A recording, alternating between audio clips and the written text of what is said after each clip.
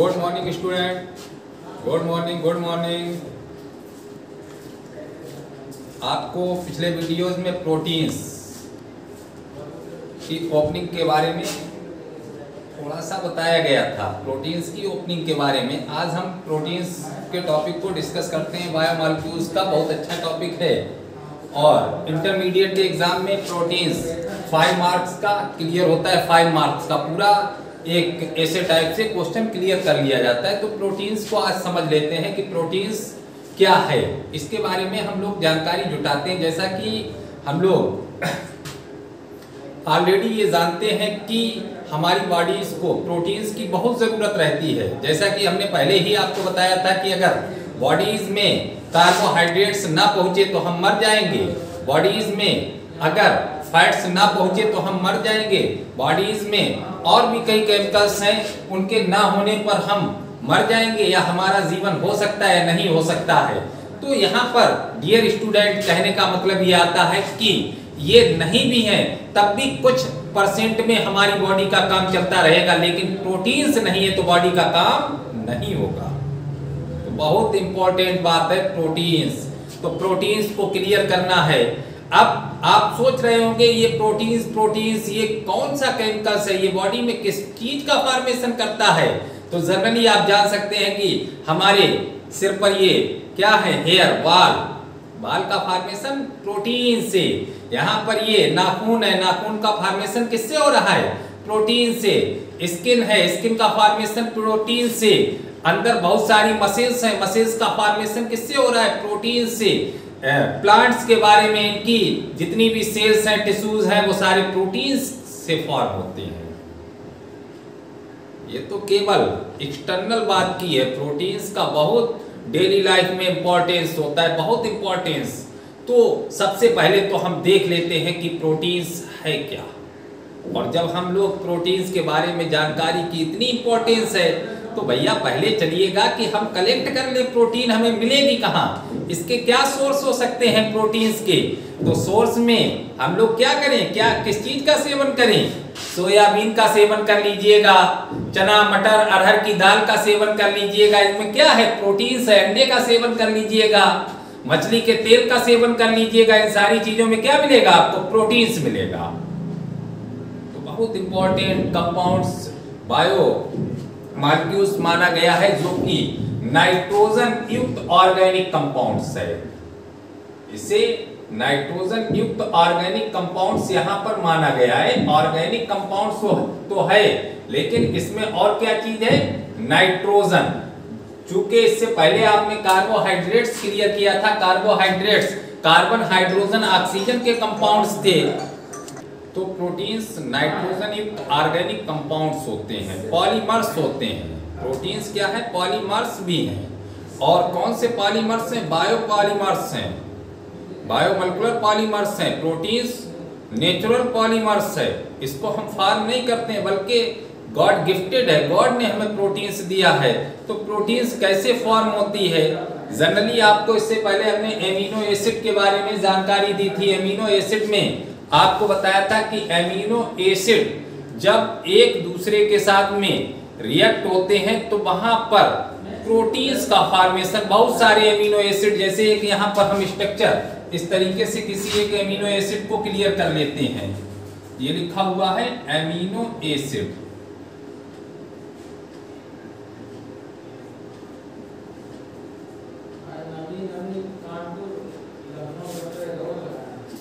ये किसका एक फार्मूला हमने क्लियर किया, इसमें एमीन ग्रुप भी लगा हुआ है और कार्बोक्सिलिक एसिड ग्रुप भी लगा हुआ है। तो ये क्या हो गया, एमिनो एसिड। कोई भी एक एमिनो एसिड हो सकता है। अब सेम एमिनो एसिड या डिफरेंस एमिनो एसिड किसी के साथ रिएक्ट हो। अब एक एमिनो एसिड और हम यहां पर क्लियर कर रहे हैं, सेम लिख लेते हैं, सेम। ये क्या है, एमिनो एसिड। अब जब एमिनो एसिड की रिएक्शन एमिनो एसिड के साथ में शो कराई जा रही है। तो यहाँ पर डियर देख सकते हैं ये कार्बोक्सिलिक एसिड ग्रुप है, एसिडिक ग्रुप है, यहाँ पर NH2 ग्रुप है जो कि बेसिक ग्रुप है। एसिड और बेस परस्पर एक दूसरे के साथ में रिएक्ट होते हैं और रिएक्ट होने पर एक सॉल्ट का फॉर्मेशन होता है। तो कार्बोक्सिलिक एसिड और NH2 एमीन्स ग्रुप ये जब रिएक्ट होंगे तो यहाँ से क्या रिमूव हो जाएगा, H2O।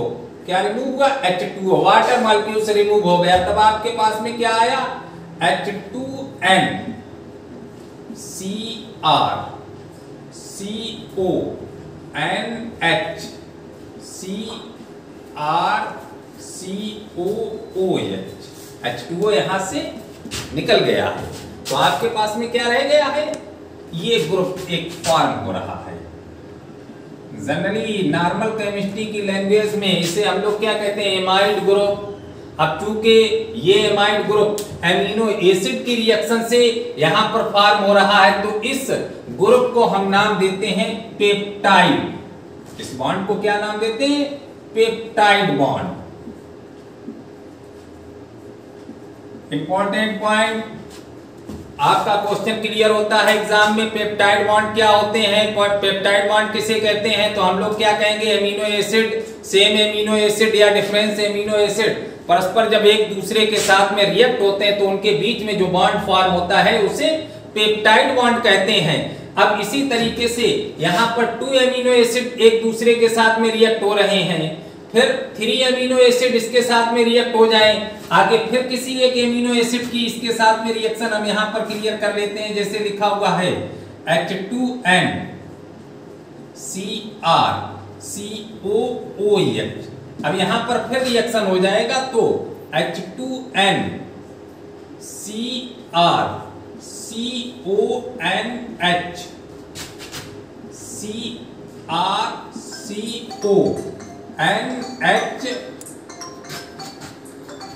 CONH CO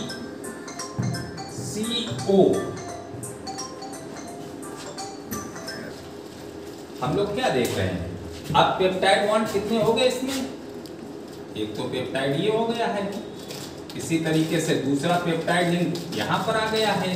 तो ये क्या है, पेप्टाइड बॉन्ड।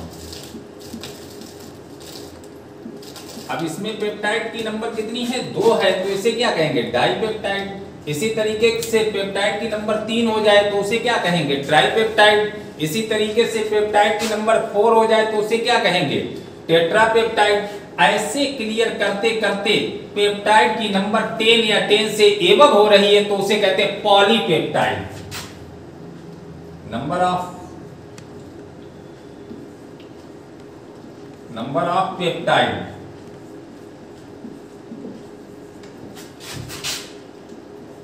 टेन और मोर, तो इसे क्या हम लोग कहते हैं, पॉलीपेप्टाइड। क्या नाम दिया है, पॉलीपेप्टाइड। अब जो पॉलीपेप्टाइड होता है उसी पॉलीपेप्टाइड को कहते हैं प्रोटीन्स। तो प्रोटीन्स क्या है, पॉलीपेप्टाइड। और पॉलीपेप्टाइड किससे मिलकर बने हैं, एमिनो एसिड की छोटी छोटी यूनिट से मिलकर के पॉलीपेप्टाइड का फॉर्मेशन होता है। तो डियर स्टूडेंट यहाँ पर क्लियर हो गया है कि प्रोटीन्स की यूनिट एमिनो एसिड है और एमिनो एसिड से पॉलीपेप्टाइड का फॉर्मेशन होता है और पॉलीपेप्टाइड से बन जाता है आपका प्रोटीन्स बन जाता है। तो प्रोटीन्स को इस तरीके से हम यहाँ पर कंफर्म कर लेते हैं। अब यहाँ पर डियर प्रोटीन्स कई तरीके के होते हैं, जैसा कि आप प्रोटीन्स की क्लासिफिकेशन क्लियर करते हैं और हमारे और वीडियोस देखेंगे, उन वीडियोस में प्रोटीन्स को कई तरीके से हम क्लासिफाइड करते हैं। प्रोटीन्स फाइबर्स होते हैं, प्रोटीन्स ग्लोबुलर होते हैं, प्रोटीन्स सिंपल होते हैं, प्रोटीन्स कॉन्जुगेटेड होते हैं। बहुत सारे प्रोटीन्स यहाँ पर आपने क्लियर किए हैं, बहुत सारे प्रोटीन्स क्लियर किए हैं। अब प्रोटीन्स की जब स्ट्रक्चर क्लियर करते हैं,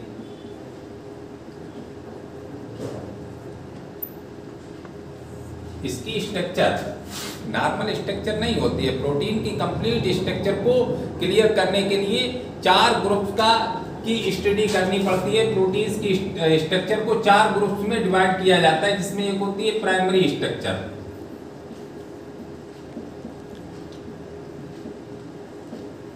प्राइमरी स्ट्रक्चर में प्रोटीन्स में जो पेप्टाइड फॉर्मेशन हो रहा है, पेप्टाइड फॉर्मेशन में यहाँ पर कौन से बॉन्ड को शो किया जाता है, तो यहाँ पर हाइड्रोजन बॉन्ड के बारे में हम लोग क्लियर करते हैं कि हाइड्रोजन बॉन्ड के साथ में ये सीन यहाँ पर शो किया जाएगा। इसी तरीके से दूसरी होती है सेकेंडरी स्ट्रक्चर।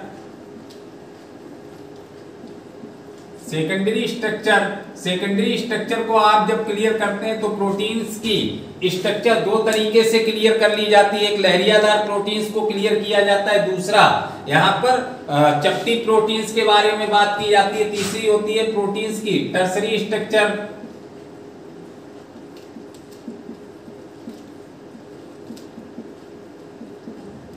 टर्सरी स्ट्रक्चर और प्रोटीन्स की फोर्थ स्ट्रक्चर होती है क्वाaternary स्ट्रक्चर।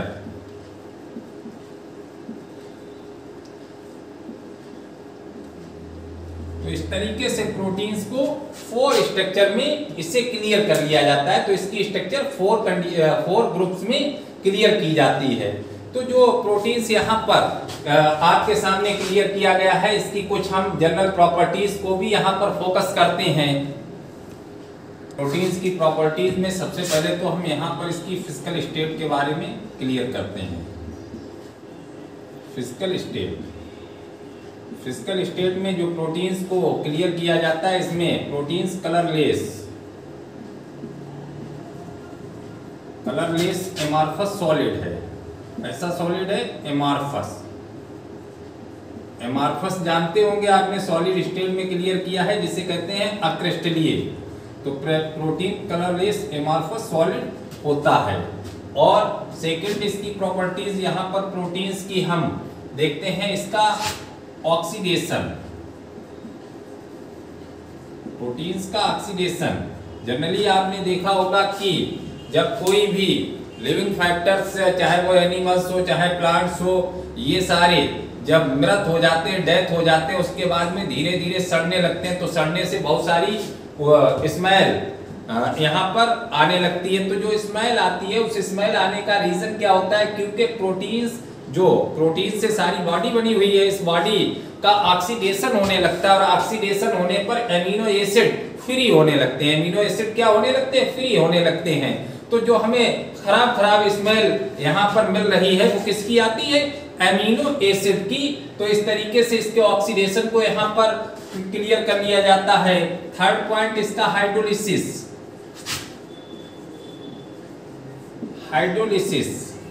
प्रोटीन्स को वाटर के साथ में रिएक्ट करते हैं तो उसे क्या कहते हैं? हाइड्रोलिसिस। प्रोटीन्स का हाइड्रोलिसिस।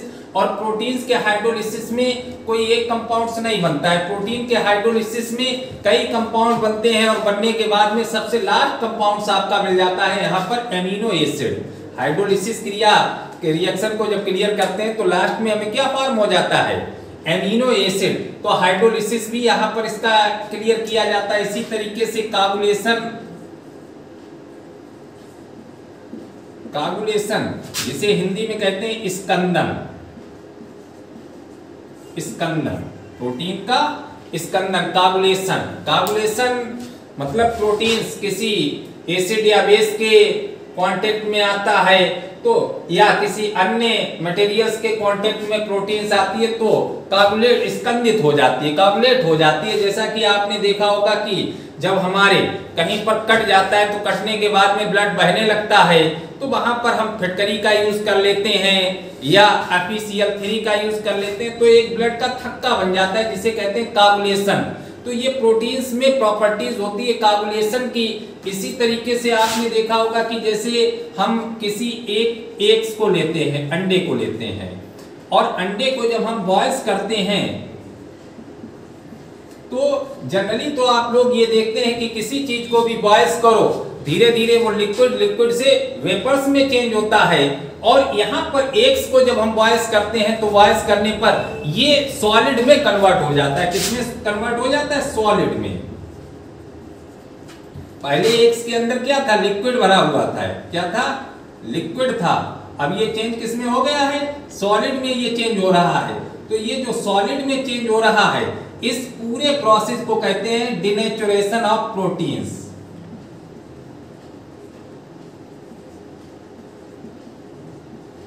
डिनेचुरेशन ऑफ प्रोटीन्स, क्योंकि प्रोटीन्स का यहाँ पर विकृतीकरण हो जाता है, जिसके कारण जो एग्स के अंदर लिक्विड होता है वो सॉलिड में चेंज हो जाता है। तो ये जनरल प्रॉपर्टीज प्रोटीन्स के लिए यहाँ पर एक्सप्लेन की गई हैं। और प्रोटीन्स हमारे लिए इंपॉर्टेंट क्यों है, इसकी इंपॉर्टेंसी अगर हम यहाँ पर देखना चाहें,